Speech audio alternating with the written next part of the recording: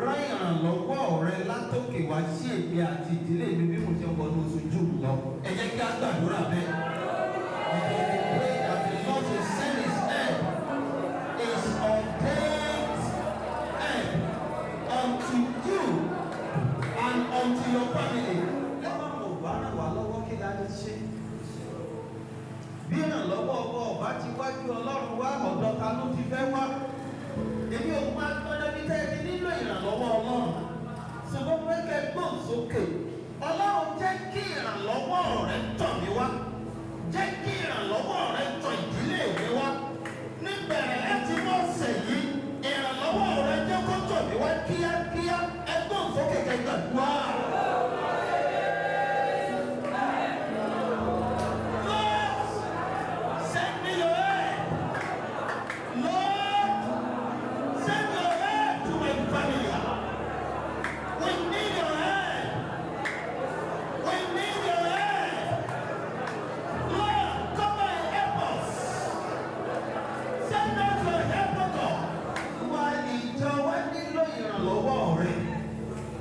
Olúwa jẹ́ kí ìrànlọ́wọ́ rẹ kó dìde fún ìjọ yìí ní kíákíá. Ẹgbẹ́ òtún kékeré gbàdúrà rẹ. Let's pray for the church. That the Lord himself to rise. Gbogbo àwọn tí ipa wọn pin nínú ìjọ yìí nítorí ìkórìíta tí wọ́n bára wọn.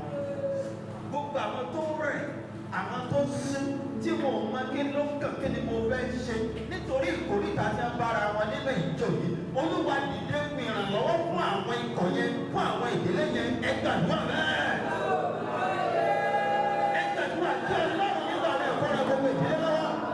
Our country is in need of God's help, and I want us to pray that God will arise and help us. Orílẹ̀-èdè wa nílò ìrànlọ́wọ́, particularly because of this issue of insecurity. Ẹ jẹ́ ká gbọ́n sókè ká sọ fọ́lọ́run, Olúwa dìde ràn wá lọ́wọ́ lórílẹ̀-èdè yìí. Ipá ti ká o, ipá wa ti pé àmọ́ kí ni ká lè ṣe mọ́. Àní ìgbẹ́kẹ̀lé níbòmíràn mọ́. Ìwọ nìkan ló lè gbà wá. Olúwa dìde ràn wá lọ́wọ́ gbà wá ìgbàgbọ́ náà. Let's pray that God Almighty to help us in this country. Mo kéde rẹ̀ lórúkọ Olúwa wípé ìrànlọ́wọ́ tí Ọlọ́run ti ṣètò tí máa ń mú ìrírí ìmúpadàbọ̀ sípò tí máa ń mú kéèyàn ní ìrírí rẹ̀ fún ayé yín fún ìdílé yín lórúkọ Jésù Kristi bóyá kó tọ̀ yín wá.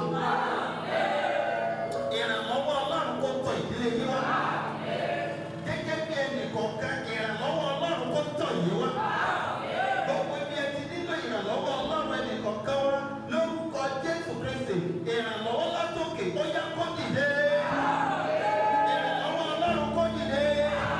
Àwọn Ọlọ́run kó dìde. Sí ìjọ yìí ìrànlọ́wọ́ Ọlọ́run kó dìde. Àwọn Ọlọ́run kó dìde.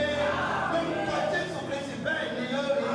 Mo gbàdúrà bẹ́ẹ̀ tí ń lọ nínú ọ̀sẹ̀ tuntun yìí Olúwa yóò darapọ̀ mẹ́rin kọ̀ọ̀kan. Ibi ò ní jẹ́ ìgbé yìí. Wàhálà ìdààmú kò ní jẹ́ ìgbé yìí. Ẹ̀yin ní bọ́ sọ́wọ́ lọ́wọ́. Ó mo gbàdúrà ìdílé yóò ní bọ́ sínú ìlú. Ìdílé yóò ní bọ́ sínú wàhálà. Àwọn ọmọ yóò ní bọ́ sínú wàhálà. Ó gbàdúrà àbọ̀ Ọlọ́run yóò dájú lórí ayé. Bí sọ pé ìgbé ayọ̀lá bọ́lá gbọ́ àwọn olóró. Mo gbàdúrà pé ìgbé ayọ̀lá pọ̀ nínú àgọ́jú. Lórúkọ Jésù Kristi bẹ́ẹ̀ ni yóò rí. Mo gbàdúrà fún yín wípé lọ́sẹ̀ yìí. Bàbá jùlọ bí a ti rí kọjá wọnú oṣù títún. Mo gbàdúrà wípé àti jẹ àti mu àti ná àti lò kò ní dogun fún yín. Kò ní dogun fún ìdílé yín. Olúwa yóò bá yín gbé ẹrù yín. Olúwa yóò bá yín gbé ẹrù yín. Olúwa yóò bá ìdílé yín gbé ẹrù yín. Lórúkọ Jésù Kristi bẹ́ẹ̀ ni yóò rí. Olúwa ìjọ orílẹ̀-èdè Nàìjíríà tó gẹ̀. Ẹ̀yin lè gbà wá. Olúwa gbà wá. Olúwa gbà wá. Olúwa gbà wá. Lord, we need you. Eternal rock of ages, we need you. Our